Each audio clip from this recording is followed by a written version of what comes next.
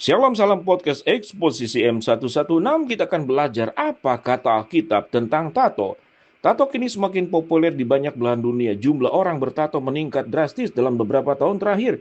Tato bukan lagi hanya untuk para penjahat atau pemberontak. Kegelisahan pemberontakan yang selama ini dikaitkan dengan tato mulai memudar.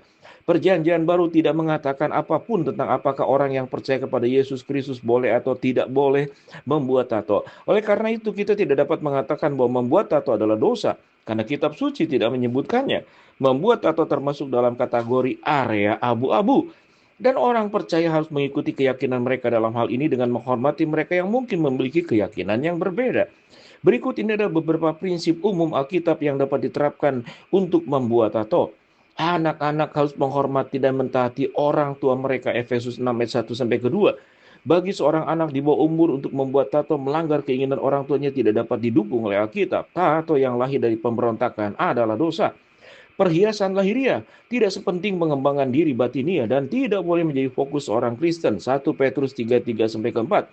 Seseorang yang menginginkan tato untuk menarik perhatian atau dikagumi memiliki fokus yang sia-sia dan berdosa pada diri sendiri.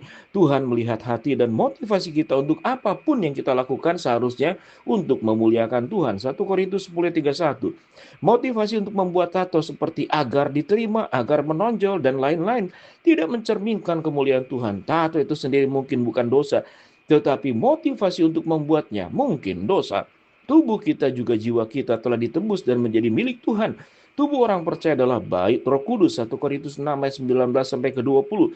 Seberapa banyak modifikasi bait yang pantas? Apakah ada garis yang tidak boleh dilanggar? Apakah ada titik di mana menjamurnya tato di satu tubuh berhenti menjadi seni dan mulai menjadi mutilasi yang berdosa?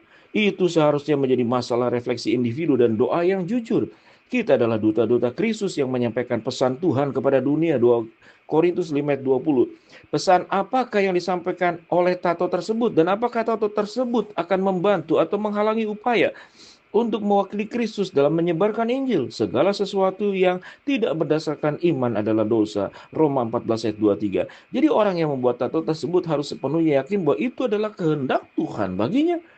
Kita tidak dapat mengakhiri pembahasan tentang tato tanpa melihat hukum perjanjian lama yang melarang tato. Janganlah kamu menggores-goreskan tubuhmu karena orang mati, dan janganlah kamu merajat kulitmu.